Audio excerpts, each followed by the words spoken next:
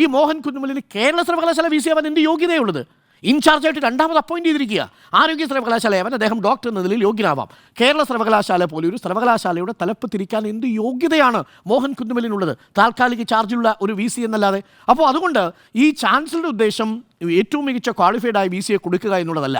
ഈ സർവകലാശാലകൾ പിടിക്കുക, ആ സർവകലാശാലകളിലെ പഠനാന്തരീക്ഷത്തെ, അധ്യയനാന്തരീക്ഷത്തെ പൂർണ്ണമായിട്ടും മുതലെടുത്ത് അവിടെ സിലബസ് പരിഷ്കരണമടക്കം, പഠന രീതിയിലടക്കം, വിദ്യാർത്ഥികളുടെ സംഘടനാ പ്രവർത്തനങ്ങളിലടക്കം ഇടപെട്ട് ഇപ്പോൾ മുൻപിൽ നിൽക്കുന്ന റാങ്കുകളെ പിന്നിലേക്ക് മാറ്റണം. കാര്യം സർവകലാശാലകൾ വിദ്യാർത്ഥികൾ ചരിത്രം പഠിച്ചാൽ, അറിവും വിജ്ഞാനവും പകർന്നു വന്നാൽ സ്വാഭാവികമായും സംഖ്യവൽക്കരണത്തിന് സാധ്യതയില്ലാതെ വരും. അതുകൊണ്ടാണ് അവർ ആദ്യം നോട്ടമിടുന്നത് ഏറ്റവും മികച്ച വിദ്യാഭ്യാസ സ്ഥാപനങ്ങളെ ഇല്ലാതാക്കി കഴിഞ്ഞാൽ, അവർ ചരിത്രവിരുദ്ധന്മാരായി മാറിയാൽ, വിജ്ഞാനത്തെ നിങ്ങൾ പൂർണ്ണമായും ഉപേക്ഷിച്ചു കഴിഞ്ഞാൽ പിന്നെ നിങ്ങൾക്ക് വളരെ വേഗം പഴയ കാലത്തിലേക്ക് തിരിച്ചു പോകാം.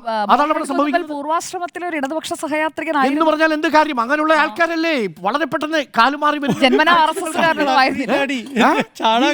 ചാണകക്കുഴി ചാടിയാലുണ്ടല്ലോ, പിന്നെ ചാടിയ മനുഷ്യൻ സ്വർണം കൊണ്ട് നിർമ്മിച്ച ആളാണെന്ന് പറഞ്ഞാലും ചാണകമാണ് സുജയ. അതാണ് സംഭവിച്ചിരിക്കുന്നത്. അതെല്ലാവരുടെ കാര്യത്തിലും ബാധകമാണ്.